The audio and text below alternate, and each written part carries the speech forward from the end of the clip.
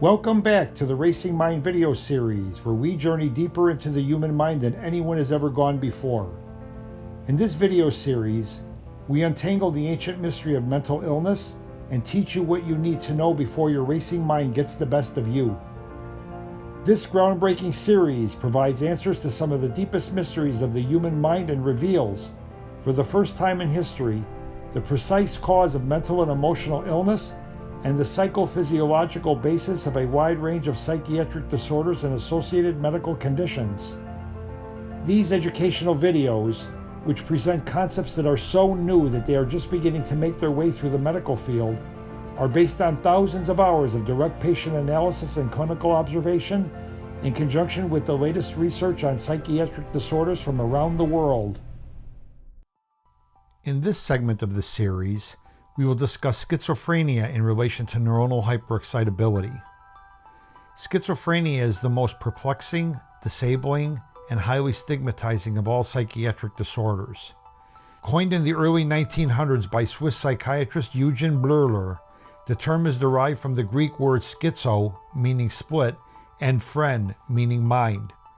The term was intended to refer to the dissociation between thoughts and feelings that is a common characteristic of the disorder. Another common feature of the disorder is psychosis, which is the loss of the ability to distinguish one's own thoughts, perceptions, and fantasies from external reality. Persons with schizophrenia may have bizarre beliefs, make peculiar statements, and be reclusive. Although many persons with schizophrenia may appear to be void of emotion, the disorder is associated with significant emotional pain, as evidenced by the high rate of suicide among schizophrenia sufferers. One of the most common features of schizophrenia is the symptom of psychosis. Normally, what allows one to distinguish internal reality from external reality is that input from the eyes, ears, and other sensory organs stimulates the brain more strongly than one's inner thoughts and feelings. That's why seeing and hearing something happen creates a stronger impression than the mere thought of the thing happening. However, what can happen in persons who inherit the genes for neuronal hyperexcitability is that specific circuits in the brain can become so hyperactive that the intensity of the signaling becomes as high as the level of activity that would normally be driven by input from the body's sensory organs. Thus, if neural signaling in the visual processing system became as intense as the signaling that would normally be driven by seeing something, the individual would experience visual hallucinations. And if neural signaling in the auditory processing system became as intense as the signaling that would normally be driven by hearing something, the individual would experience auditory hallucinations. In some cases, the difficulty distinguishing internal from external reality causes one to develop false beliefs about what is happening in the outside world, including what others are thinking and feeling about them. This is known as delusional thinking. Of course, it is not necessarily abnormal for a person to have misperceptions about things. However, in psychosis, the beliefs are so strongly held and persistent that they can completely hijack the person's life. What theoretically causes these false beliefs to be so tightly held is that hyperexcitable circuits in the brain keep reverberating, thus causing the person with schizophrenia to keep re-experiencing and ruminating about whatever the hyperactive circuitry keeps feeding the mind. In some cases, the locus of neuronal hyperactivity may become divided between incongruous cognitions and emotions, thereby giving rise to the split between thoughts and feelings from which the term schizophrenia is derived.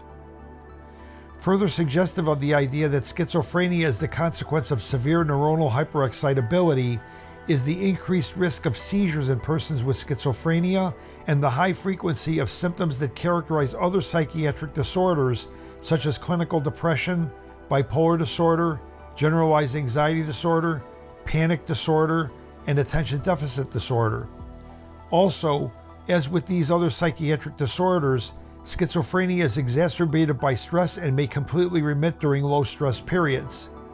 Then again, because the neurons of most persons with schizophrenia are so highly excitable, most will fail to experience a complete remission of symptoms even when their stress levels are relatively low. The most effective natural ways to compensate for the gene abnormality that underlies schizophrenia include stress reduction, establishment of an early sleep schedule, regular exercise, enjoying a relaxing hobby, avoiding caffeine and other psychostimulants, and minimizing refined sugar. If these interventions are either too difficult to implement or fail to yield satisfactory improvement, then treatment with neuroregulators and other brain calming medications may be necessary. In addition, cognitive behavioral and other forms of psychotherapy may be needed to reduce the mental tension that adds fuel to the smoldering embers in the hyperexcitable brain. Control your brain, control your life. We hope that you are benefiting from this video series. Portions of this video and others in this series were taken from the books The Racing Mind and Am I Depressed or Am I Bipolar? Those interested in developing a deeper understanding of this topic can also refer to the scientific publication The Multi-Circuit Neuronal Hyperexcitability Hypothesis of Psychiatric Disorders. Please note that these materials in this video series are for educational purposes only and are not intended to guide treatment without formal evaluation. This video series is sponsored by the Binder Foundation, a charitable organization that is dedicated to the enhancement of human life through research and education on disorders of the mind, body, and spirit. If you have found this video to be a benefit to you, please share it with your family and friends. And please don't forget, your feedback is important to us.